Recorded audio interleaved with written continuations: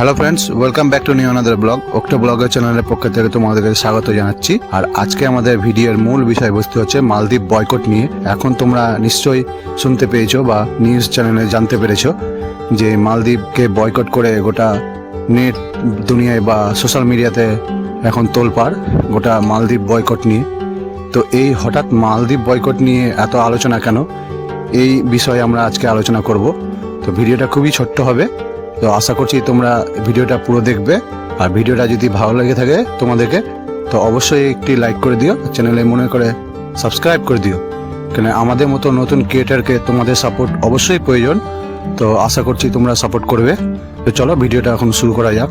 বাংলায় একটি কথা প্রচলিত রয়েছে গাইজ, সুখে থাকতে ভূতে কিলাই। আর মালদ্বীপকে এখন ভূতে কিলাচ্ছে, এই কথাটি বলার উদ্দেশ্য আমার এখনই তোমাদেরকে পরিষ্কার করে দিচ্ছি। একটু তোমরা ধৈর্য ধরে এই ভিডিওটা দেখে নাও, তারপরে আমি বাকি আলোচনাগুলো করছি তোমাদের সাথে। द्वीप की सुंदरता को शब्दों में समेटना बहुत मुश्किल है।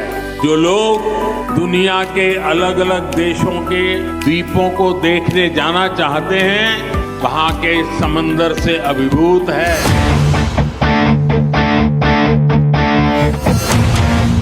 তো গাইস, এই ভিডিওটা দেখার পরেই মালদ্বীপের কিছু পলিটিশিয়ান আমাদের ভারতবর্ষের উপরে কুমন্তব্য করে বসেন এবং ভারতীয় টুরিস্ট স্পটকে নোংরা বলেন এবং হোটেল থেকে পচা দুর্গন্ধ বেরায় এবং ভারতের প্রধানমন্ত্রী শ্রী নরেন্দ্র মোদীকেও কুমন্তব্য করে বসেন।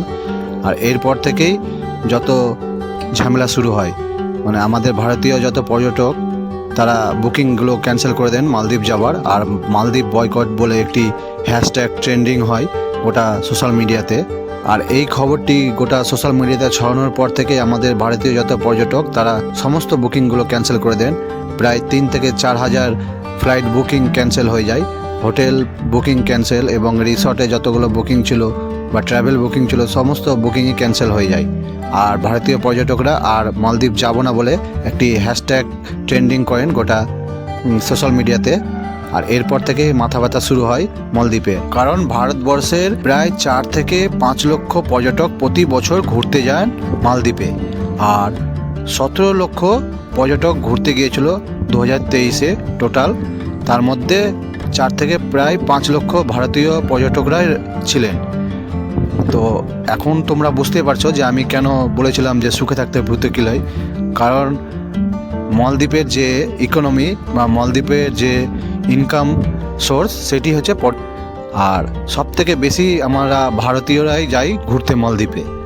আর এইসব মন্তব্য করার পর গোটা সোশ্যাল মিডিয়াতে এখন যেরকম বয়কট করা হচ্ছে মালদ্বীপকে, তাতে তাদের মাথা ব্যথাটা শুরু হয়েছে।